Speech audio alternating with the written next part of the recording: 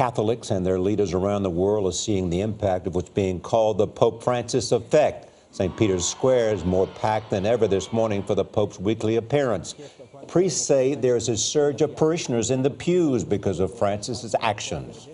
There's also a new direction in the U.S. Conference of Catholic Bishops, which just voted in its next president. Outgoing President Cardinal Timothy Dolan of New York is with us, along with incoming President Joseph Kurtz, the Archbishop of Louisville. They are at the bishops' meeting in Baltimore. Good morning to both of you.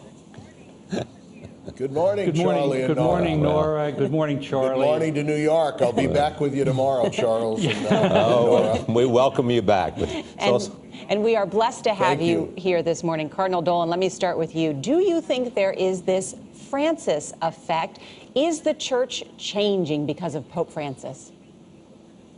Oh, you bet there's a Francis effect, Nora. I see it all the time. I can't walk down the streets of our beloved New York without people coming up to me and saying, hey, thanks for Pope Francis. You guys did a good job. We love him.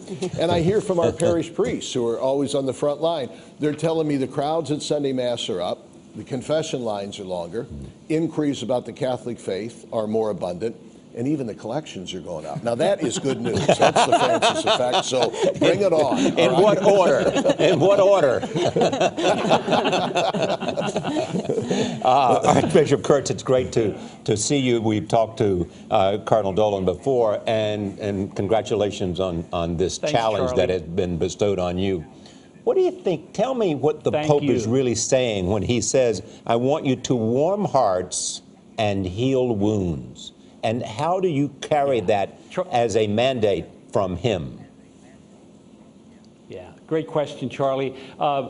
Basically, Charlie, what is the Holy Father is saying is see the person first and accompany that person. The way we warm hearts and heal wounds is first by acknowledging the person in front of us. And hasn't our Holy Father done that? I mean, I think all the photographs and videos and YouTube and all the different ways in which people are seeing the Pope is that he's not just saying it, he is accompanying people. And people really are, let's say, taken by that because we all want to be acknowledged, we want to be loved and to belong, and there's a place in the church for everyone. And so it's a great message of the new evangelization. I'm thrilled. Cardinal Dolan, I want to ask you about something the Pope has done recently. He recently sent out a survey, a questionnaire to the 1 billion Catholics around the world, asking for their opinion on a host of issues, including same-sex, contraception, divorce. Why ask about these issues? I mean, isn't church doctrine already clear about this? It is, you're right, Nora. But what he's asking about is how can we present it better? How can we be more effective in our teaching? And how can we reach out with love and compassion to those who find it difficult to live up to church teaching? This is all in preparation of what we call the Synod, which is every 2 or 3 years, representatives of the bishops of the world gather with the successor of St. Peter, the Bishop of Rome, the Pope. And this theme in October is marriage and family. Now, Pope Francis is shrewd. He said the people that know about marriage and family best are, guess who? Husbands and wives, mothers and fathers. So he said to the bishops, it's a wise idea to ask them how the church can be more compelling in its beautiful, liberating teaching about married life and family. And it's good to ask them how we can best reach those people who are having trouble accepting the timeless teaching of the faith. He's a shrewd teacher himself, and I'm glad he's done this. Do you think that your God sent this Pope because he was concerned about his church? Charlie, I'm sorry, what was that again? I said, do you think your God sent this Pope because he was concerned about his church?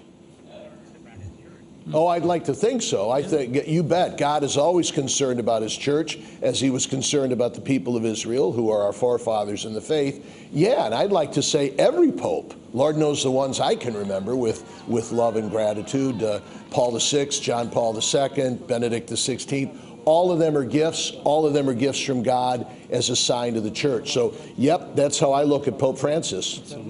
And Cardinal Wirtz, let me ask you, the Pope has said he'd like a greater role for women in the church, and that has sparked the idea that he could appoint a female cardinal.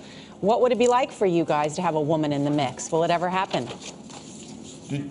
Did she call you Cardinal Kurtz? You've already gotten a promotion. I don't know. Yeah,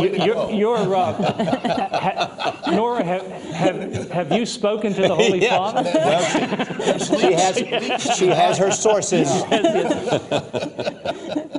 Well, I grew certainly up our Holy Catholic. Father has. Okay. Well, Nora, our Holy Father has certainly made it clear that we need to expand our gratitude for and our awareness of the great gifts of women within the church. Now, how that's going to play out, we're still at the very early stages of it, but certainly there's going to be, I can't help but believe at the Synod, there's going to be a presence. I don't think there's been any structural changes mentioned now, but I think our Holy Father is intent, and God bless us, because as you remember, maybe you don't recall that about 20 years ago, maybe a little longer, John Paul II had a very beautiful letter on the dignity of women. And we need to practice, and that's what Pope Francis is going to do. All right, Cardinal Dolan and Archbishop Kurtz, great to see both of you. Thank you for joining us.